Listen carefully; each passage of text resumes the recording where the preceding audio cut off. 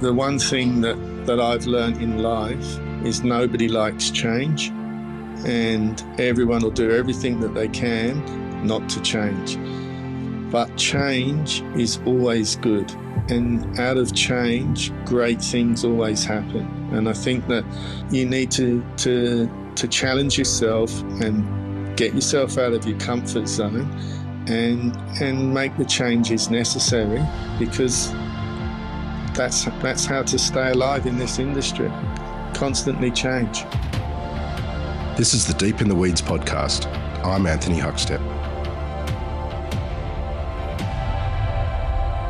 Much has changed in the hospitality sector. Not just the colour and vibrancy of different cuisines and the rolling evolution of gastronomy, but the way restaurants function, the culture, the environment, the way career paths are created, and not like they once were. How much have things changed, and what impact does that have on those that grew up on the old world of hospitality and are now success stories in the new world of hospitality?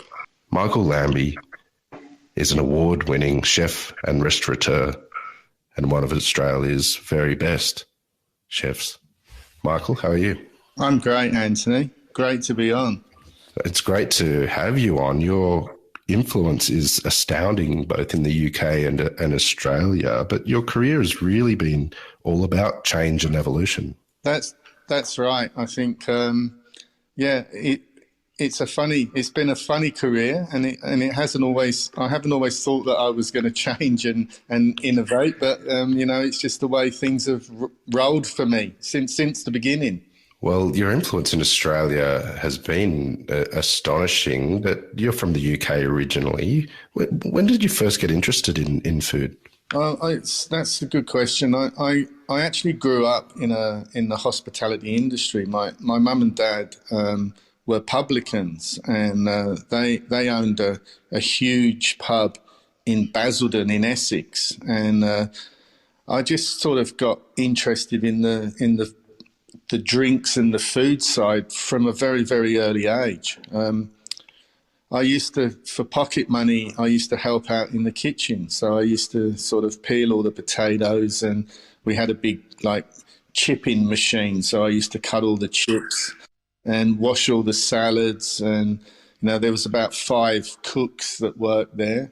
And I kind of just sort of got really interested in food and the sort of hospitality culture, and it sort of just grew from there. And I'm talking, Anthony, when I was 12 years old. Wow. This was, yeah. So I kind of always had a path. I always knew that I was going to be involved in the hospitality industry in some way, shape or form. When you got your qualifications, you actually, at a really young age, left the UK. Tell us why that happened and what you did. Well, what happened, I'll tell you, the story is that I'd done my apprenticeship at Claridge's in London, and I started my apprenticeship when I was 17, and the head chef there, his name was John Williams. He had a huge influence on my career, and working as a 17-year-old first-year apprentice chef in a kitchen like Claridge's with 100 chefs in it was pretty daunting. And I couldn't even tie my apron up, let alone hold a knife properly. But I kind of got really interested in just in the whole culture of the kitchen and the way that it was all running, and the commies and the apprentices and the chef de parties, and it was really, really classical there. And Mr. Williams, he kind of set me on my path. He kind of said to me, if you want to be really good, you need to knuckle down, you need to learn the basics, you need to get yourself overseas, you need to see it all. And I kind of started reading books, and it all sort of just grew from there. It was amazing.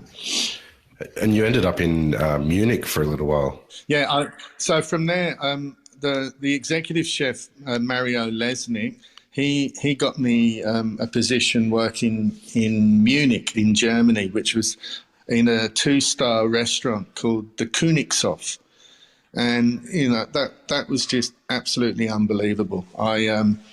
I went over to Munich as an 18-year-old kid. Had no idea. My mum was telling me not to go, but the actual organisation and the food was just like next level, and it was a hard place to work. The Königshof, it was really, really busy, which was something that I never sort of envisaged. I always thought that these great restaurants would be really kind of quite manageable and quiet, but it was busy, and I absolutely loved it. And I met an Australian guy there that actually put me in contact with Mr. Roux at the Waterside Inn, and it was Waterside Inn, 3 Michelin stars. And I wrote them a letter, because back then there wasn't emails. So I wrote them a letter, and they gave me a trial, and I actually went back to the UK for Christmas, and I had a trial at the Waterside Inn, and got the job.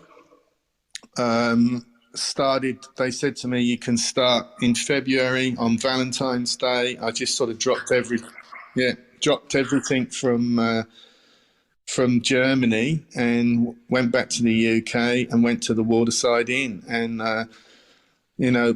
another step up in kind of organisation and the way that the kitchen was run, and the cleaning everything all the time, and I started there, and I kind of, by that time I really had the bug, and I actually stayed there for 3 years, and I worked in the larder section, and I done hot entrees, and I done the back of fish, like filleting fish, and learning all that side of it. And then I was chef de partie on the fish section, which was an amazing experience. And from there, I had a colleague of mine that was working at Harvey's, which was Marco Pierre White. And I got an opportunity to go and work with Marco Pierre White when he was kind of just bursting on. Well, he was already on the scene. He was a 2-star restaurant. He was the youngest chef to have 2 Michelin stars. So I moved up to London and went to work with Marco, which was an interesting experience, but something that I treasure. Well, tell us a bit about that period. Is one of the world's most known chefs. You were the head chef at Harvey's for a number of years. Do you have any memories or stories you can tell us about what it was like working with him in that kitchen?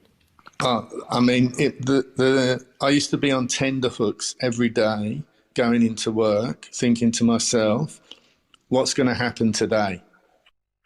And, he was, an amazing man, and but hard and crazy. And there was times where he'd walk into the kitchen. I remember on one occasion he walked into the kitchen and he said, I don't want any more personal phone calls coming through the landline for Harvey's. And at that point the phone rang in the kitchen, and he answered the phone, and it was for somebody in the kitchen, and he ripped the phone off the wall and smashed it up with a meat cleaver and said, do you all understand that I don't want any more personal calls? And it was funny, but it was really scary. But in terms of my career, I think, Marco opened a lot of doors for me, and also it gave me a really big insight into the industry, because he was so successful.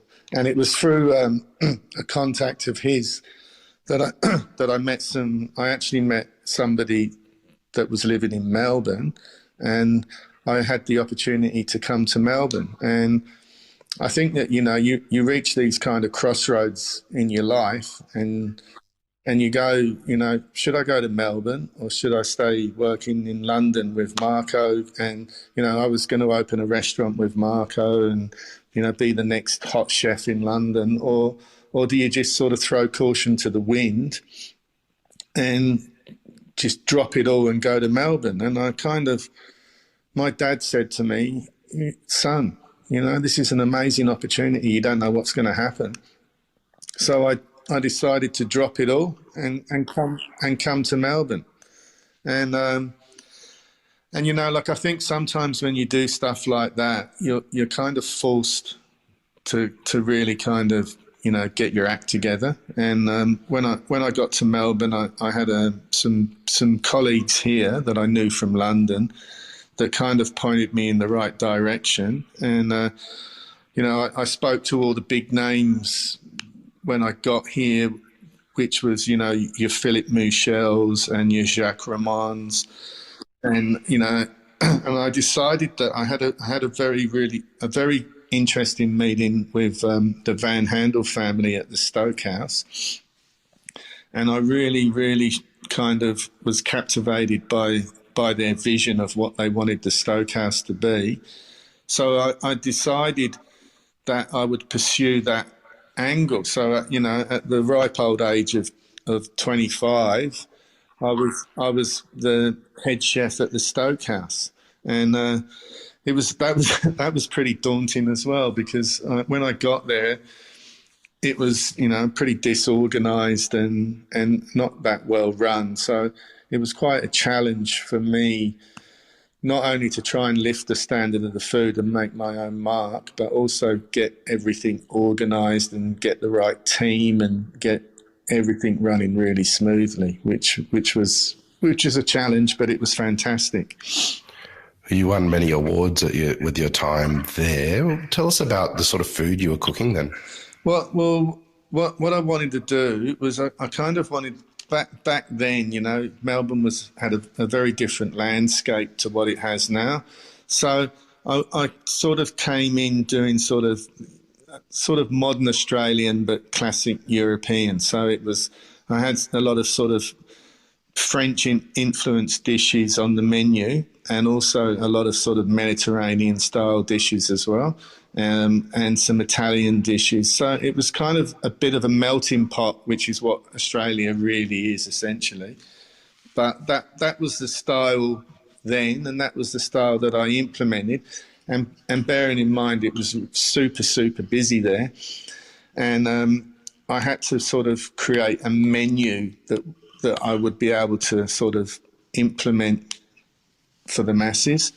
And during my time at Marco opened a restaurant in Chelsea Harbour called The Canteen, and that was kind of this great big brasserie style restaurant. So I kind of took elements from that and mixed it into the Stoke House, which was it was really good. It kind of elevated the Stoke House to what it should have been. It was really good, smart service, great wines, great drinks, and great food. And I think that before I got there, there wasn't the great food element. Circa the Prince has the most incredible alumni of chefs that came from that restaurant, which you set up way back in 1998.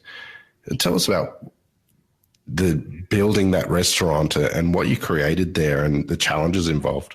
Yeah, look, that was probably one of the hardest things I've ever done.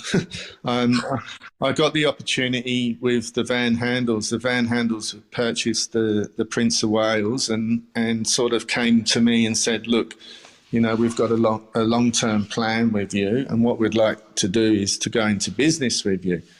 And we're going to be opening a signature restaurant, and we'd like you to head it up. And that's kind of where Circa was born. And, it was a huge challenge for me because I was a young man. I kind of really wasn't that experienced in kitchen design and, buying furniture and bar setups and, all the systems and procedures and cashing on and cashing off. It was a whole new world to me, but it was something that I was really, really interested in. And I think that the launch of Circa was, probably one of the highlights of my career and the most proudest moments of my career, because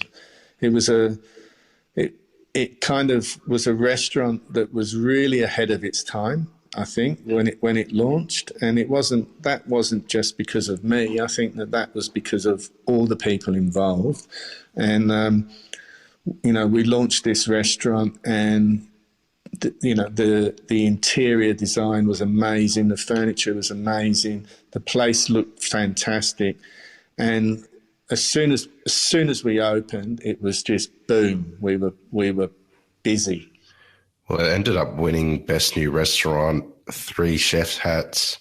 What sort of pressures were on you, and how did you deal with the pressures of that sort of success? I did put a lot of pressure on myself, and I was just kind of just doing what I do and trying to surround myself with the right people in order for the restaurant to achieve the goals that I wanted it to achieve. And I was so humbled that we was nominated for Gourmet Traveller Restaurant of the Year in our first year.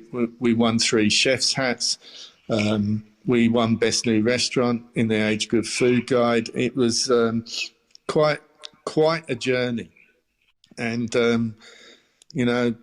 very, very difficult to sort of keep your feet on the ground and keep focused on what the long-term objective was. But an amazing time, hard work. But, I think that back then, in the style of food that I was cooking, I was really, really, really happy, like modern Australian food, 3 chef's hats, using all the best produce that I wanted to use. It was a brilliant time. This episode is proudly supported by Montague, handpicked for you. The things that we're really looking for in plums, first of all, they've got to be sweet. We're really looking for a full flavour explosion in our plums. Red flesh is critically important to us, higher in antioxidants, so all that good stuff. And then we're also looking at a slightly firmer texture. So there's almost a little crunch. That's the real driver for us. For more information, go to montague.com.au. Your interest in food started to change a couple of years on from that, and Taxi Dining Room sort of marked your sort of push into Asian influences on your cooking. Why did that happen? I think it's a really interesting question, Anthony. I think like everything in the world, everything moves fast. Look at technology. Look at mobile phones. The way that they've grown in the last 20 years, and I think that the hospitality industry in food is very, very similar. When I landed in Australia, it was very cafe cultured, Italian. And, then it went through this kind of more European French style. And I just noticed that people's eating habits had changed, and there was a lot more kind of Asian people starting to come into Melbourne, into Australia, the whole multicultural side. And it was kind of like, like the food that I'm cooking was really kind of inspired from the French cuisine, from my time working with Marco and my time working with Mr. Roux. And it was kind of like, you need to change it up, Michael. You need to look at what you're doing, and you need to be a bit more innovative and come up with something that's going to be sustainable for a long time. So I just kind of decided that it was time to reinvent myself. And, by then I'd been at Circa for 5 or 6 years, I can't remember. And I had an option to get out, as you do, as I was a partner there. I had an option to get bored out, and I took that option, and I had a little bit of time off and had to think about what I wanted to do. And then all of a sudden Taxi just came along, and Taxi is probably the best restaurant I've ever been involved in with Paul Mathis. And, I think that that was just great. The design, I'd done some research on the food. I had all this Japanese, Asian style food, but all food that was really, really well sourced, really, really well cooked. I had a great team that sort of followed me from circa, and bang, that was just unbelievable. That was just something that only dreams are made of, you know, when you get into an environment like that, and you've got the synergy of all the people that are all pressing in the right direction. And, you know, to win Restaurant of the Year in our first year at Taxi was just, you know, unbelievable.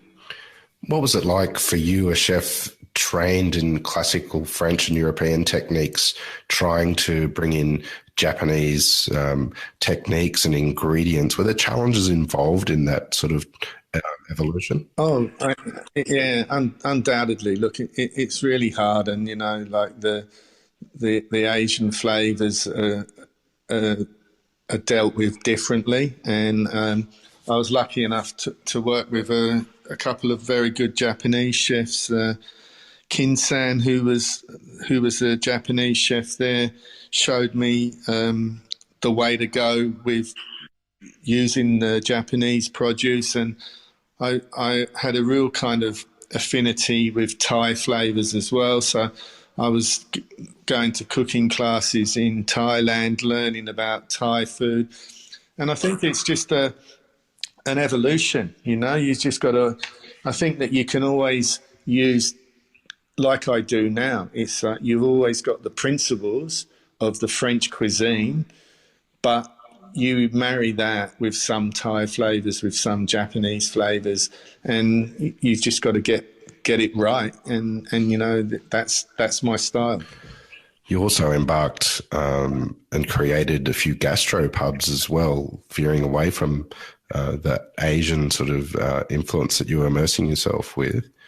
Tell us a bit about the modern gastropub and what it took to build those. Yeah, look, I always had this obviously coming from England and obviously coming from a pub background. I always thought to myself that a modern pub in Australia would work really well, and you know, it has to be a really nice environment inside with really good food, but really good pub food. And I'm not talking like Palmer's and stuff. I'm talking like really good, smart, well executed pub food with good ingredients. And I kind of thought with a really good wine list, but not too expensive, and some good drinks and some good beers, you could create something really fantastic. And while I was at Taxi, I got an opportunity. I met an amazing woman called Pam Lamaro, who opened she sort of shared my vision. She opened a pub in South Melbourne called Lamaro's after her name, and she asked me to get involved with her. And after a bit of deliberation, and obviously I spoke with the people from Taxi, and I jumped at the chance, and we turned that into exactly what my vision was. And we shared, like Pam and I shared the same vision, and we created an amazing gastro pub with great food, great drinks, and that was something that I absolutely loved. I loved it there, but business is business, and a big corporation came along and wanted to buy us, so we sold out, and it was really sad actually, but you know, business is business, and you've got to do what you've got to do. So sold out of Lamaro's, and within, I don't know, 4 months of selling out of Lamaro's, I decided that it was time to do the next generation of Lamaro's, which was, you know, something that was bigger, something that had bigger event spaces, something that I could sort of develop the food and do a different style of food, and that's where the Smith was born. And look, was an incredible journey. The Smith, we created this. Sorry, it's funny when I think about it, but I had an amazing team that came with me. At that stage, I'd decided to get myself out of taxi as well, so I had sort of a 12-month break, and a lot of the people from taxi followed me, both kitchen and front of house, and the Smith was a really good acquisition into the sort of hospitality sector of Paran. It was really good food. I'd say sort of not pub food, but like elevated pub food. And we had a really good focus on really good cocktails, and we had a fantastic wine list.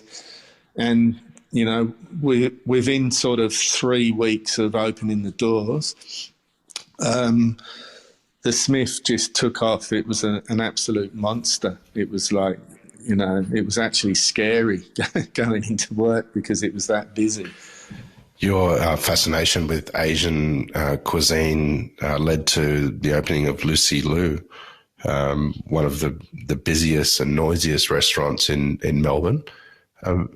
Tell us about that restaurant and where that idea came from. Well, yeah, look, I got an opportunity to buy into, I think it was a French restaurant called PM24. I think the maid. Anyway, I got an opportunity to buy in, and I always had this idea. I remember that I went to Chin Chin when Chin Chin first opened, and it blew my socks off. And it blew my socks off not because I thought that the food was amazing, like the food's really good and the techniques are great, but just the whole operation of it and the thought process behind it. And it was kind of like, you know what, this is the future. This is the future. This is the style. This is the style that people want. And, the ambience and the energy and, delicious food. And I kind of thought that in that little pocket to do a kind of Asian style restaurant and not, not the same as Chin Chin or not the same as anybody else, with our own sort of unique identity. It could be a real sort of, crackerjack restaurant. And I did a lot of research on food. I went with the architect that I hired to do the renovation with Lucy Lou. I went to Shanghai, Hong Kong, and we sort of all got inspired with different styles of food. And I think that I think in all honesty, Anthony, I think Lucy Lou, and I suppose it's because it came a bit later in my career, Lucy Lou was the number one restaurant that I've ever been involved with where we've absolutely nailed every single element. Like we opened, the design was superb. Yes, the restaurant's really noisy, but we had it soundproof. So, you and I could sit in the middle of the restaurant and we could have a conversation like this, and the music could be at 120 decibels. It's got the ambience, but it's also got that great soundproofing. The food, the menu that I developed was amazing, and it was just perfect. I think that rather than chefs normally cook the food that they want to cook, I think at Lucy Lou, I created a menu and cooked the food that I knew everyone would love. And it was like a menu of crowd pleasers, let's say. And, it was just where all the elements come. And look, I have to give credit to a lot of people that was involved in Lucy Lou with me. It was a real team effort, and I had a lot of people that had even worked at Taxi back in the day and at the Smith. They all came. So, like, we had a huge team and synergy that was all on board with the concept. And I think that when you can get it right from all the different elements, that's when you hit that sort of chin-chin style, that's when it works. So it was a great thing to be involved in. It was unbelievable. So how do you see the food scene at the moment? Where are the opportunities?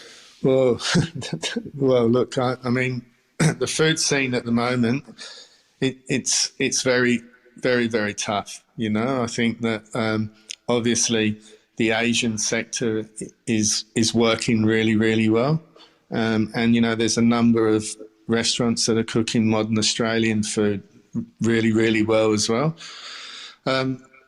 What's the next thing? I don't know.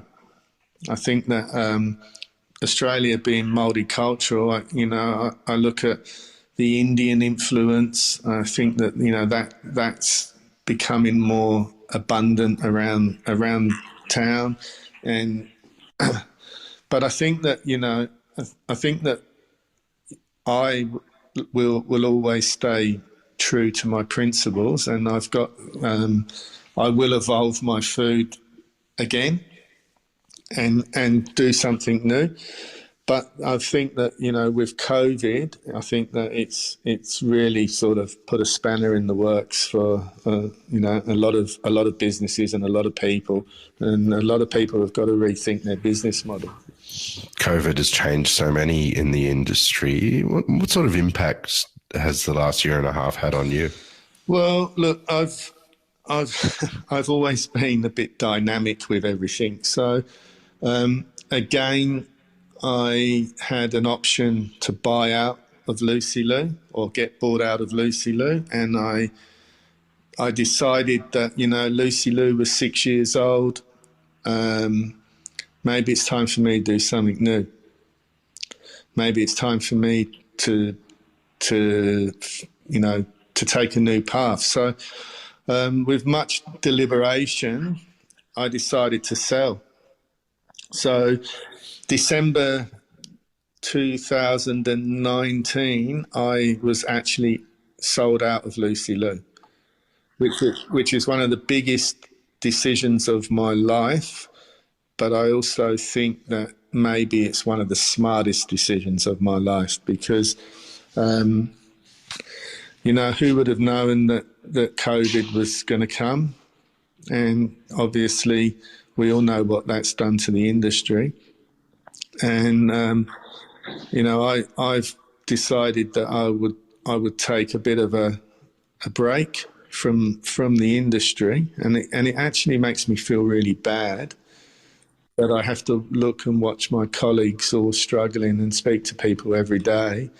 But I think that, I think all we can do is look forward to the next thing. And I think that, as an industry, we will get through this. Undoubtedly, we will get through this. But it's been devastating. For someone that's made an incredible success out of change and evolution through your whole career, and given the last year and a half and change happening for so many in the industry, what sort of advice would you have for those about change and implementing change in their careers? I think that the one thing that I've learned in life is nobody likes change, and everyone will do everything that they can not to change. But change is always good, and out of change, great things always happen. And I think that everyone who's listening, you need to challenge yourself and get yourself out of your comfort zone and make the changes necessary, because that's how to stay alive in this industry. Constantly change. Well, Michael, we're very honoured to have you on Deep in the Weeds today, and I know that there's many, many more stories you could share with us. I've got a lot. I'd love to catch up with you again, perhaps later in the year, and take a deep dive again. But we've loved having you on the show today. Yeah, love to, and it's been great being on here.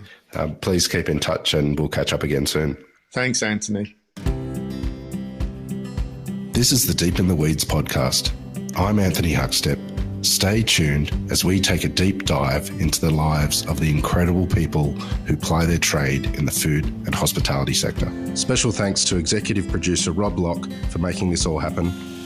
Follow us on Instagram at Deep in the Weeds Podcast or email us at podcast@deepintheweeds.com.au. Stay safe and be well.